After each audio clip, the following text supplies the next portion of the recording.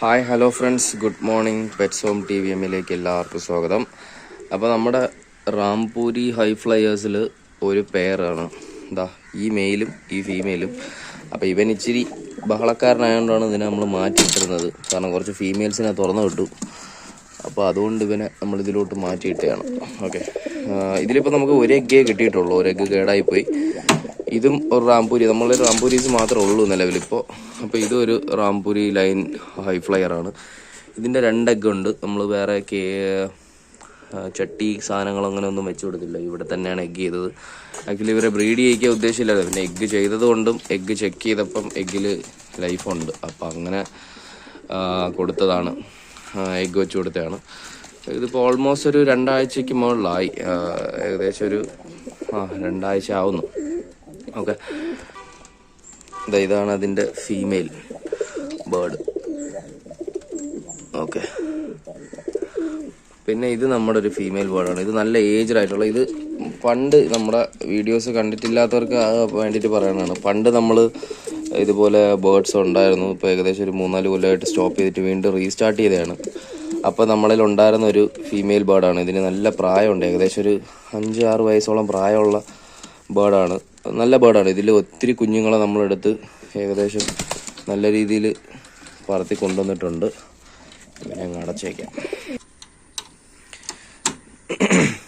ഇവനെ ഇപ്പം നമുക്കിവിടെ കൂടിൻ്റെ സൗകര്യം വളരെ കുറവാണ്. നമ്മളിതൊരു പ്രാവിന് വേണ്ടിയിട്ടുള്ള ഷെഡൊന്നും അടിച്ചിട്ടില്ല. ഇപ്പം അതൊരു ഭയങ്കര ബുദ്ധിമുട്ടാണ്. കാരണം ഇതുപോലെ ഒരു ഓപ്പൺ സ്പേസിലാണ് നമ്മൾ പ്രാവിനെ തുറന്നു വിടലും കാര്യങ്ങളൊക്കെ. അപ്പോൾ അതുകൊണ്ട് ഇച്ചിരി ബുദ്ധിമുട്ട് തന്നെയാണ്. അപ്പോൾ നമ്മൾ പുതിയതായിട്ടൊരു കൂടടിച്ചിട്ടുണ്ട്. അത് ഇതാണ് നമ്മുടെ പുതിയതായിട്ട് അടിച്ചൊരു കൂട്. എല്ലാം ഒരു സെറ്റപ്പിലാണ് അങ്ങ് ചെയ്തേക്കണത്.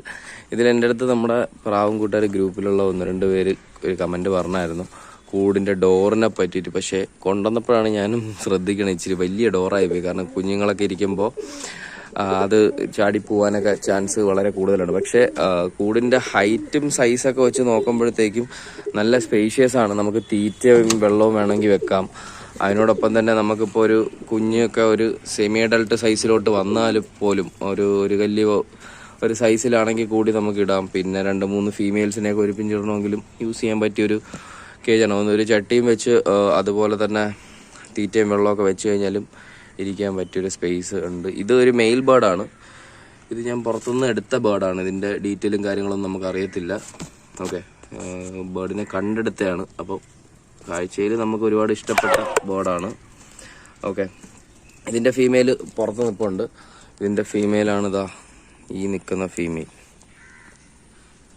ഇതാണ് ഇതിൻ്റെ ഫീമെയിൽ. നല്ല ഫീമെയിലാണ്. ഓക്കെ, ഇതൊരു ഫീമെയിൽ, ഇത് വേറൊരു ഫീമെയിൽ, ഇതൊരു മെയിലാണ്. നമ്മൾ നേരത്തെ എഗ്ഗ് ചെയ്തിരുന്ന ബേർഡിലുള്ള ഒരു മെയിലാണ്. പിന്നെ നമ്മളിപ്പോൾ പുതുതായിട്ട് സെറ്റ് ചെയ്ത ജോഡിയാണിത്. ഓക്കെ, ഈ മെയിൽ വന്നിട്ട് നമ്മളെ കൊല്ലം കൊട്ടാരക്കരയുള്ള സിറിയറിൻ്റെ മെയിലാണ്. പുള്ളിക്കാരൻ്റെ റിങ്ങൊക്കെ ലോഫ്റ്റ് റിങ്ങൊക്കെ കാലിൽ കിടപ്പുണ്ട്. ഇതും നമ്മൾ മേടിച്ച ബേർഡാണ്. ഓക്കെ, പുറത്തുനിന്നുള്ളതാണ്. പക്ഷേ ഈ റിങ്ങിൽ ഞാൻ കോണ്ടാക്ട് ചെയ്തിരുന്നു. ഈ റിങ് വന്നിട്ട് കണ്ണൂരുള്ള ഒരു ലോഫ്റ്റിലെയാണ്. അപ്പോൾ പുള്ളിക്കാരൻ ഇപ്പോൾ റാംപൂരിയൊക്കെ സ്റ്റോപ്പ് ചെയ്ത് ഫുള്ള് പറവയിലാണ് കോൺസെൻട്രേറ്റ് ചെയ്യണത്. ഓക്കെ, അപ്പോൾ ഇതൊക്കെയാണ് ഇന്നത്തെ നമ്മുടെ വിശേഷം. ഡെയിലി സെയിം വിശേഷങ്ങൾ പറയാൻ വളരെ താല്പര്യം ഇല്ലാത്തത് കൊണ്ടാണ്, വേറെ വീഡിയോ കണ്ടൻറ്റുകളൊന്നും ഇല്ലാത്തതുകൊണ്ടാണ് വീഡിയോസ് ചെയ്യാത്തത്. അപ്പോൾ നമ്മുടെ പ്രാവിൻ്റെ കുഞ്ഞു വിരിയലും കാര്യങ്ങളൊക്കെ ആയിട്ട് ഇനി പുതുതായിട്ട് വരുന്നുണ്ട്. പിന്നെ നമുക്കൊരു എത്രയും പെട്ടെന്നൊരു ലോഫ്റ്റ് ചെയ്യണം. ഇതിപ്പോൾ വീടിൻ്റെ ഫ്രണ്ടിലാണ് കൂട് വെച്ചേക്കുന്നത്, 2 കൂടും.